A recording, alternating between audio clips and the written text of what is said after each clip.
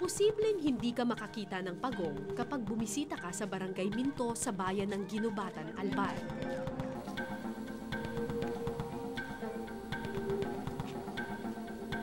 Gumagapang sila sa mga taniman, lumalangoy sa ilog, pumapasok sa bahay, pati sa mga palaruan. Animoy parte na ng komunidad. Maamo at mahiyain ang karaniwang pagong na kilala natin.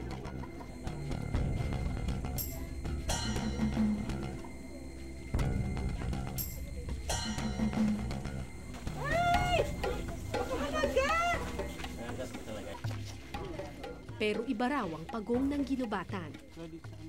Pagong ang katawan, pero malaahas ang lieg. Pati na raw ang ugali. Nagkukubli sa putikan at lumilitaw lang paghanda ng mga gat. Kinakatakot namin, yung mga bata, pinaglalaruan, kung pagatin yung kamay nila. Yan nangyari na sa amin yan, malaki na yung bata. Inahuli sila, naglalaro, sinakmal yung daliri. Hindi binitawan ng Pawikan. Pinutol na lang yung ulo. At saka nakakabobo daw yan sa mga bata. Nakakabobo daw sa mga bata. Ano nakakabobo? Yung nabobobo daw yung mga bata. Pag hawak ng hawak niyan, sabi ng matatanda. Snake turtle o bawo kung tawagin ito ng mga taga rito. Napakarami niyan dito, ngayon kalat na. Gaano kalaki? Ngayon po sa ano may ano ko doon. Meron kayo dyan? Pwedeng patingin? Nangitlog na nga yung dito eh. Nangitlog? Saan po? Ay, ang laki. Nalaki pa ng ano yan, nalaki pa ng gusto yan. Kaya Gaano kalaki yung pinakamalaki? May 3 kilo. 3 kilo? Gaano kalaki yung parang ano niya, parang shell plato. niya? Parang plato? Ang ano po nito kasi, Pwede niyang kunin?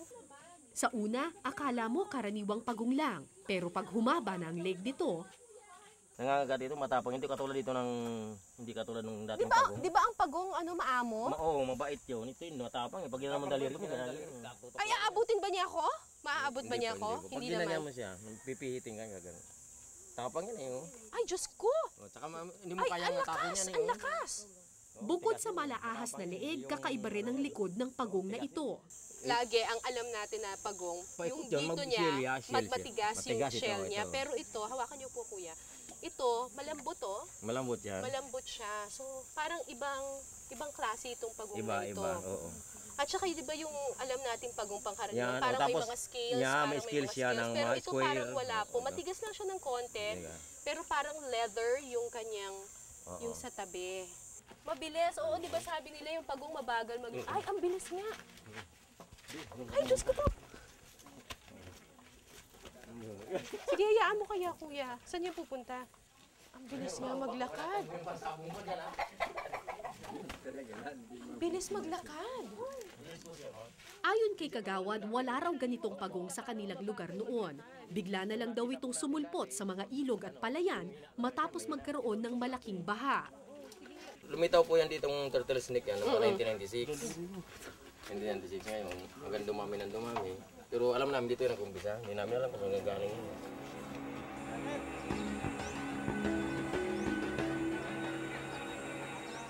Una nilang natuklasan ang kakaibang hayop nang kagatin nito ang ilang magsasaka sa palayan.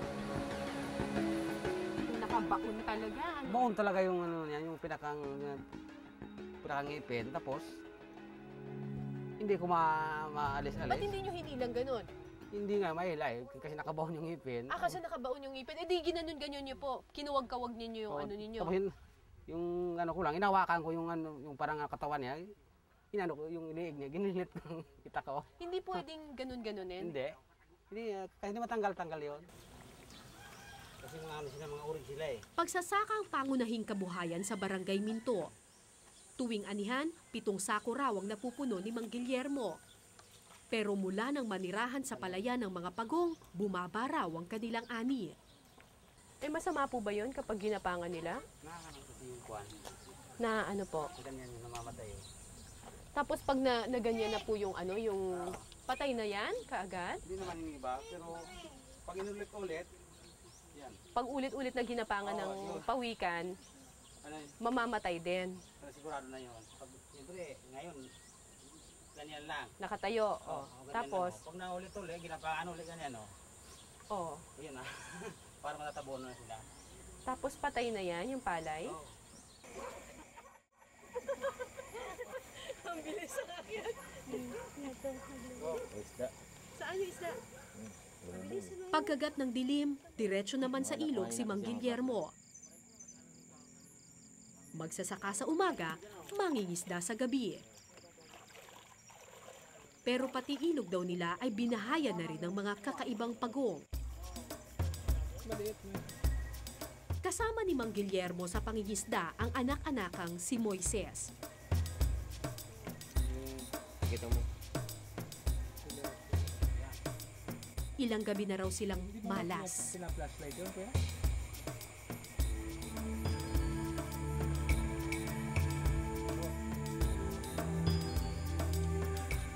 Imbis na malalaking tilapia, ito ang pirmi nilang nakikita.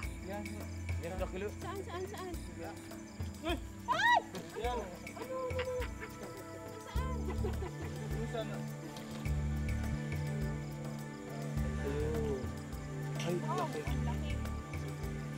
Ayon sa mga taga rito, mayaman noon sa isda ang kanilang ilog. Pero nagbago raw ito nang dumating ang mga ahas pagong. Kakaunti lang nahuli dahil nga dyan sa pawikan yan nagkakaproblema. Kasi yung mga, itong maliliit na to, itong mga fingerlings na ito yung kinakain nila. Ayun ang kinakain nila. Ito mo yan, inawakan. 3 pagong ang nakita namin noon. Ang isang ito, hukay ng hukay sa lupa, animoy nagtatago. Pero iba ang tingin dito ng aming mga kasama. Hindi lang daw ito nagtatago, sinisira daw nito ang kanilang tanim na palay. Lakas nito kumagat. Yan ang kumuti. Ano yan? Kinagat niya? Kumagat, oo. Ngayon lang? Oo. Ah, ito? Hmm. Ngayon lang kinagat na niya yan? Kinagat. Sa ilog man o palayan, kahati sa ani at kahati sa huli ang tingin nila sa mga pagong na ito.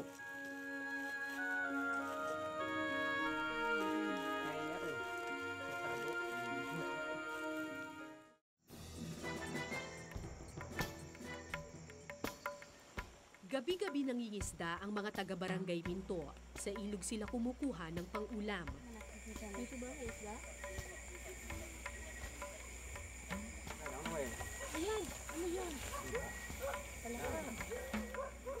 Minalas man sila sa gilid ng palayan, lumipat naman sila sa mas malalim na parte.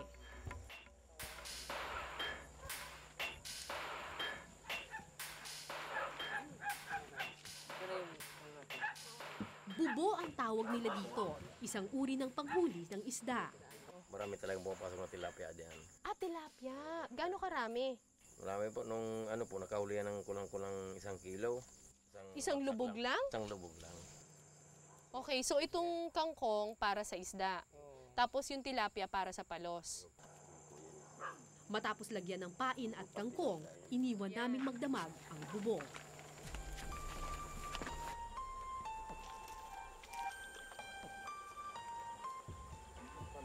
Hindi. Siguro, mababaw. Pwede na yan.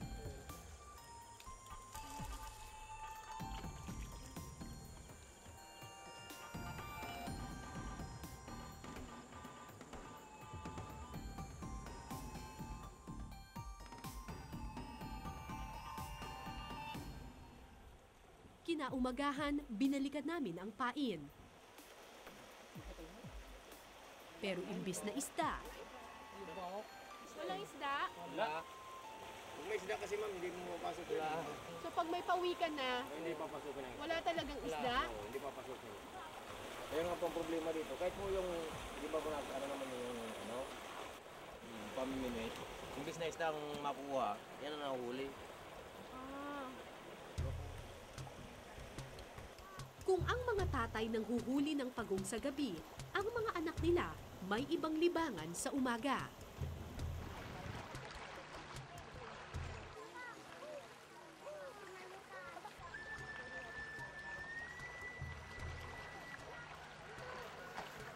Karaniwan na sa bata ang maglaro ng buhangin. Pero ang mga bata ng Barangay Minto, iba ang kinakalkal. Kadakon. Didi. Kusa. Naprosas eh. Ano yan? Amo na yan, diyo. Nagkakasal yan. Buhay na. Buhay na yan. Anong buhay na? Teka. Ano yan? Yung maliit na kawikan. Ay, ang dami. Ang dami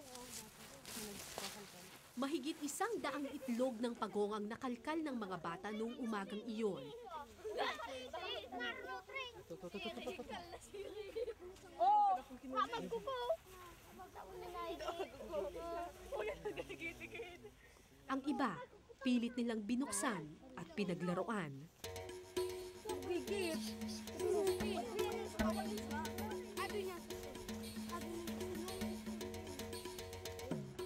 Ang 7 taong gulang na si Jessa ang bunso ng grupo. Para siyang inahing ayaw bitiwan ang mga itlog sa kanyang kamay. Ito yan. Ibalik na natin. Ibalik sa ilong. Ibalik na natin sa ilo. Ay, bakit ayaw mo? Ibalik na natin sa ilog. Kinagisnan na ng mga batang ito ang mga pagong. Kung ang mga magulang nila peste ang trato rito, sila laruan.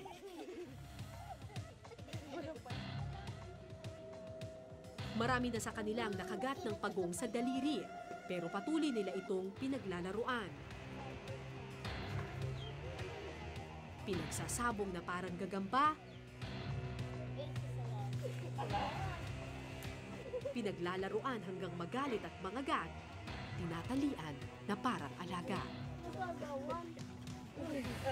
Iba-iba ang tawag ng mga taga rito sa pagong. Ang iba, pawikan presko. Sa tubig tabang kasi ito nakatira. Ang karamihan, snake turtle dahil sa malaahas nitong lieg. Ayan, 6 na pulgada ang haba ng liig niya. Pero ang totoo, hindi ito snake turtle. Ang tawag sa ganitong klaseng pagong ay soft-shelled freshwater turtle, isang pagong na nagmula pa sa bansang China. So, ibig sabihin, wala siya before? Wala, Bigla na lang nagkaroon dito? bigla. That is why my conclusion is that somebody introduced it here. Malakas ang hinala ni Professor De Lima na isang breeder ng soft-shelled turtle ang nagdala nito sa ilog ng Barangay Minto. At dahil mayaman sa pagkain ng ilog at palayan ng barangay, madaling dumami ang kakaibang pagong. Hipon, maliliit na isda, mollusks, suso, insekto, pati ibon, kayang kainin ng soft-shelled freshwater turtle.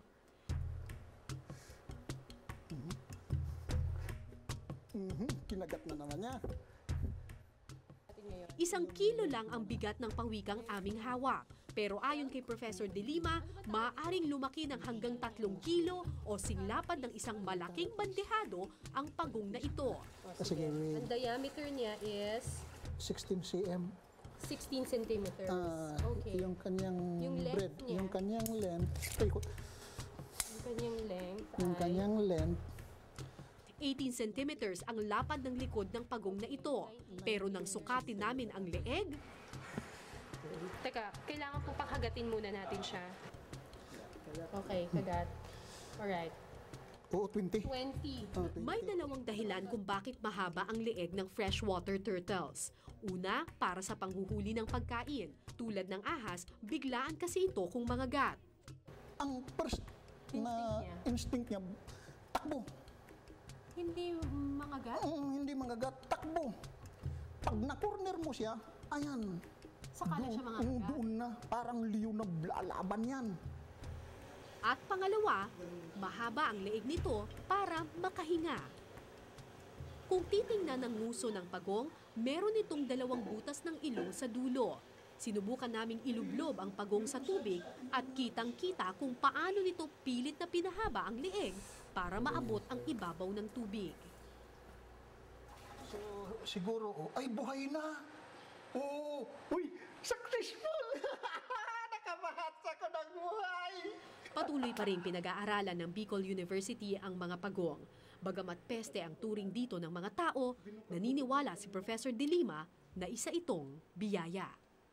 Ano ang tulong nitong mga ito sa kalikasan natin? Una, yung preservation ng diversity nila.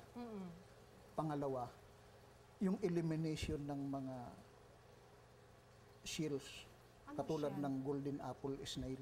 Ngayon, siya ang number 1 na ngayon na Kumakain nun. na friend. So kapag tinanggal natin ito, dadami ng dadami yung mga kuhol na yon. Oo, Ano magiging epekto nun?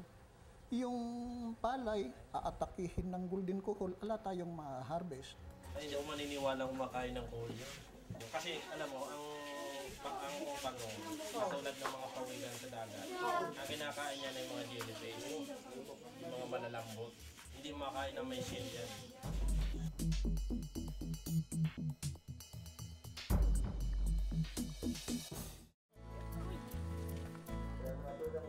Linggo, araw ng pagsamba, araw ng pahinga. Pahinga sa trabaho, pahinga sa pagsasaka, pero wala raw pahinga kung pesteng pagong ang pag-uusapan.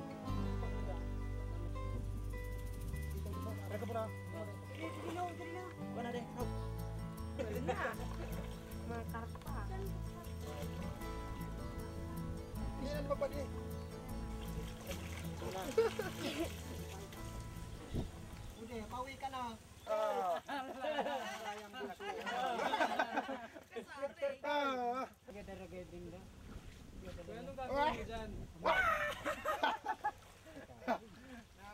Kuya, ano gagawin mo dyan? Bitawan. Ha? Kakainin niyo yan? Hindi. Phone mo! Bitawan lang yan. Di mo! Hindi ang pulutan.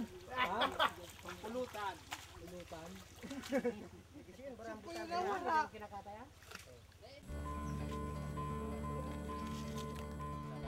Pagdating ng hapon, diretso ang lahat sa inuman at ang hinahandang pulutan, Ano ba?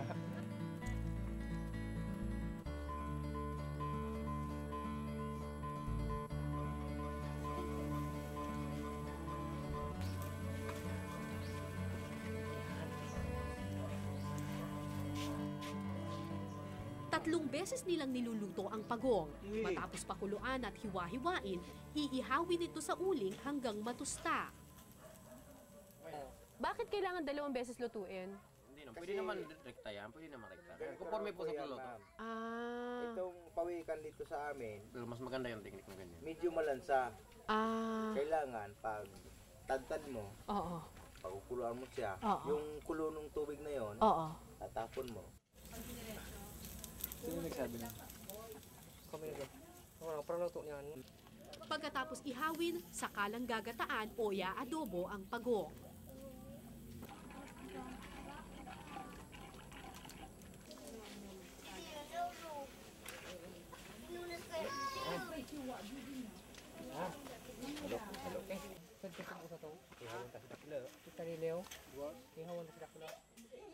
Ilang taon ang kinakain ng mga taga rito ang mga freshwater turtles. Katwiran nila, kesa naman daw dumami at mabeste sa kanilang palayan, mabuti pang ipampulutan na lang. Bale, yung mga tilapia, inaubos nila. Oo. Hindi, kaya gusto namin, huliin sila, Mawala. pulutan din namin. Hindi pulutan, pugutan. Sino naman nagpausa na pwede lutuin yan? Mga ano lang. Sinubukan lang namin. Anong lasa? Sarap. Ano talaga? Parang manok. Parang? Parang manok. Manok? Oo. Dati may rayuma ako, kumain ako rito. Oh, tapos? Ngayon wala na. Tumami yung itlog. At hindi lang karne ng pagong ang ginagawa nilang specialty. Yan ang itlog na. Ay, ang init na! Nilaga nga po. Nilaga niyo yung itlog. Hindi naman nakakabusog to, ba't nilaga niyo pa? Siguro mga 50 niyan eh. Siguro busog ka na niya. Pagka 50? Grabe naman, dami naman ng 50. Maliliit nga ako. Ikaw kuya. Pakainin ko yan. Sarap. Ano lasa? Sarap. Parang itlog din. Parang itlog ng manok. So hanggang kailan nga kayo huhuli ng pagong at saka kakain ng pagong? Hanggat may mga Hindi pagong agam dito ho. abang Hanggat meron. Hanggat hindi meron. hanggang 1970 pa to eh. Hindi na nagtataka si Dr. Arvin Diezmos sa pagkatay at pagkain sa mga pagong na ito. Sa China, kung saan ito nagmula, ang turtle soup ay isang paboritong putahe. Masarap ang turtle meat. Definitely, again, well, in terms of safety, depende na sa, of course, di ba, ang pagkain naman natin, kailangan hugasan mabuti. Siguraduhin na yung pinanggalingan, walang chemicals. Ito ang dahilan kung bakit sa China kumukonti na ang bilang ng mga pagong. Pero dito sa Pilipinas, marami-rami pa ang bilang nito. Itong soft-shelled turtle is a non-threatened species. Common lang siya, marami siya. So, hindi siya kasama doon sa listahan ng mga threatened, vulnerable, or critically endangered species na kailangan nating i-conserve or protektahan. Pwede siyang kainin, pwede siyang hulihin, pero kukuha ng permit sa office. Halos pareho ng kinakain ang mga pagong at tao. Nakikinabang sila sa mga bagay na pinakikinabangan din natin, tulad ng mga palayan at isda sa ilog. Ayon kay Dr. Diezmos, ito ang dahilan kung bakit madalas makita ang mga freshwater turtles sa mga komunidad. Noon pa man, kahati na natin sila sa mundo. So most likely itong species na ito, nung naidala siya dyan ng tao, nakita itong appropriate na habitat para makapag-breed. So unti-unti, dumami sila.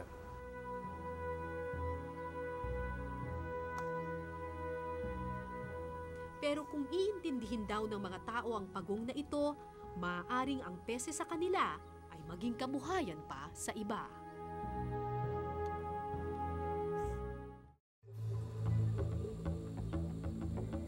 Sa huling araw namin sa ginubatan, nakita ko sa gitna ng talahiban ang batang si Moises.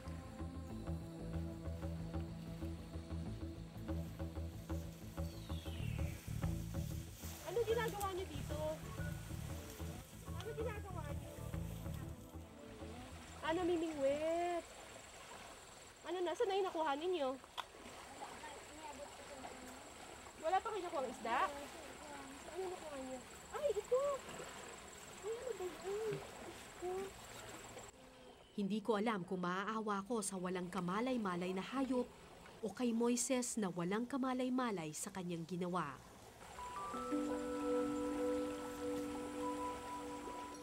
Madaling pagbintangang peste ang isang nilalang na bago sa ating kamalayan. Madaling katakutan ang isang nilalang na kakaibang itsura. Madaling magalit sa isang nilalang na di natin lubusang naiintindihan.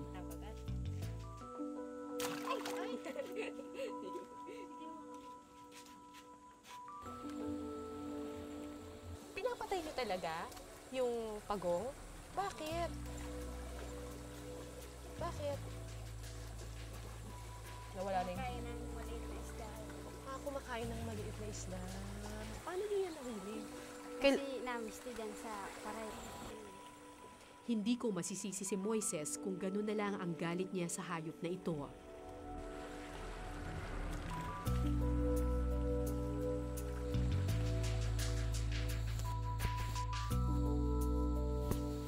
Sa isang bansa na mayaman sa kalikasan pero laganap ang kahirapan, posible nga bang paghatian ng tao at hayop ang iisang tahanan?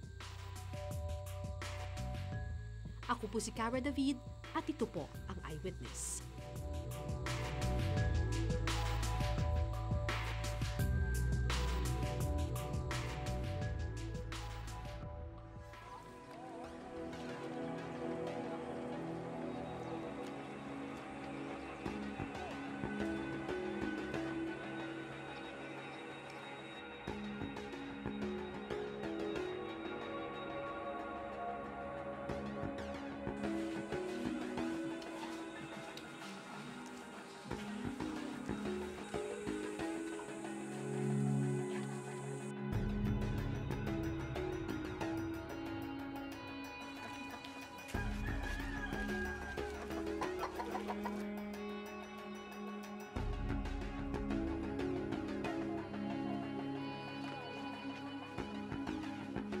Maraming salamat sa pagtutok ninyo sa Eyewitness mga kapuso. Anong masasabi ninyo sa dokumentaryong ito? I-comment nyo na yan. Tapos mag-subscribe na rin kayo sa GMA Public Affairs YouTube channel.